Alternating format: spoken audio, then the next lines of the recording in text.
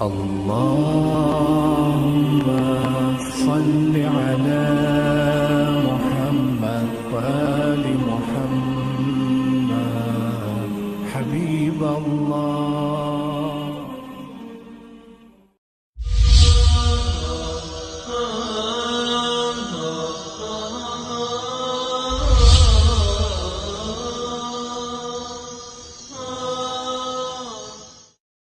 ای امیرالمؤمنین، ای شمع دین، ای بوالحسن، ای به یک ضربت ربوده جان دشمن از بدن، ای به تیغ تیز رستاخیز کرده روز جنگ، وی به نوک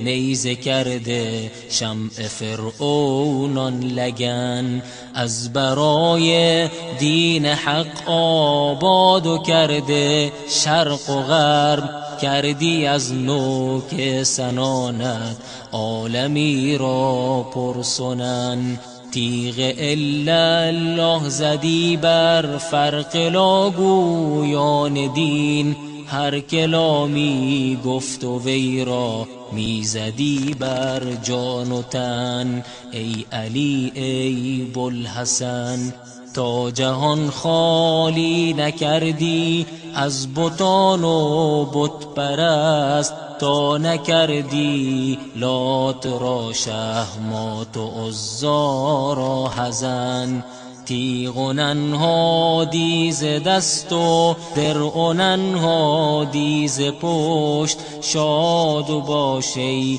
شاه دین پرور چراغ انجمن،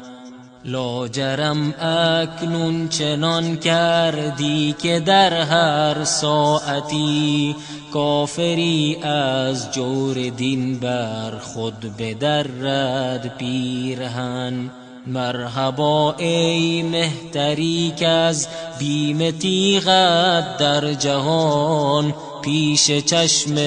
دشمنانت خون همی آید لبن، فرش کفر از روی عالم در نوشتی سر به سر، ناصر دین هدا و قاهر کفر و وثن، ذوالفقارت گر بدیدی کرگدن در روز جنگ، کاه گشتی در زمان گر کوه بودی کرگدن، سرکشان را سر به سر نابود و کردی در جهان، تخت هاشان تخته کردی حله هاشان را کفن، هر دلی کو مهرتن در دل ندارد همچو جان، هر دلی کو عشقتن در جان ندارد مقترن، روی جنات العلا هرگز نبیند بی خلاف، لایزالی ماندن در نار و با گرم و حزن، ای امیرالمؤمنین، ای شمع دین، ای بوالحسن، ای به یک ضربت ربوده جان دشمن از بدن، ای به تیغ تیز رستاخیز و کرده روز جنگ، وی به نوک نیزه کرده شمع فرعونان لگن، از برای دین حق آباد و کرده شرق و غرب، کردی از نوک سنانت عالمی را پرسنن، ای به تیغ تیز رستاخیز و کرده روز جنگ، وی به نوک نیزه کرده شمع فرعونان لگن، ای امیرالمؤمنین،